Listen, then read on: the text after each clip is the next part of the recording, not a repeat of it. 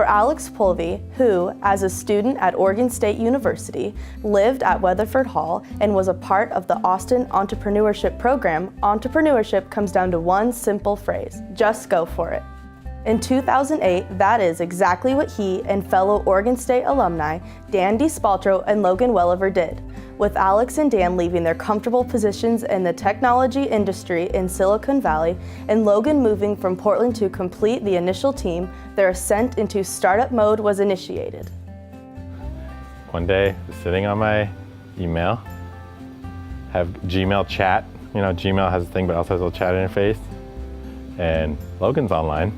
Hey Logan, want to start a company? And Logan's like, hey man, how's it going? Okay, that sounds good. I'm like, okay Logan, so what do you think? When would you do that soon? He's like, sure, where would I live? And I'm like, oh, I have an extra room in my apartment. It's like, okay, cool, I'll be down there in like a week.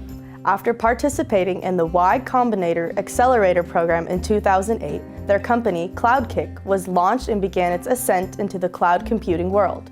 The story of Cloudkick began before OSU, when Alex and Logan met growing up in McMinnville, Oregon.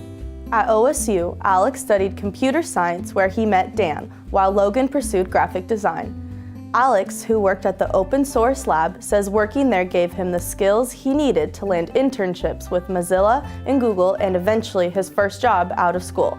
What that really gave us was open source experience, and which led to real world practical experience, which led to internships with Mozilla and an internship at Google. And when I was graduating from Oregon State, I had multiple job offers of different opportunities with top tier companies, and it was all about that, actually working on practical real world problems while as an undergrad. Dan and Alex created the technical aspects of the project, while Logan used his graphic design talents to make the final product visually appealing and intuitive for users. Less than a year later, the company had grown to 12 employees, including 6 OSU alumni. Y Combinator was that activation energy, plus the program itself really fueled continuing to build this stuff and iterate on the ideas. Exactly 2 years later, they were finalizing the sale of the startup to Rackspace, the second largest cloud computing company in the world. Our relationship with Rackspace had existed for quite a while. They were a partner company, and we had worked together for a long time as marketing partners, no real business relationship, but they were promoting our products.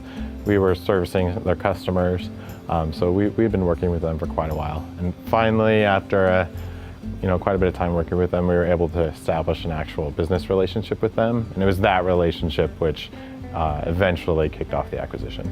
Looking back, Alex says the group had its share of luck, but they made it possible by following their passions and starting something of their own.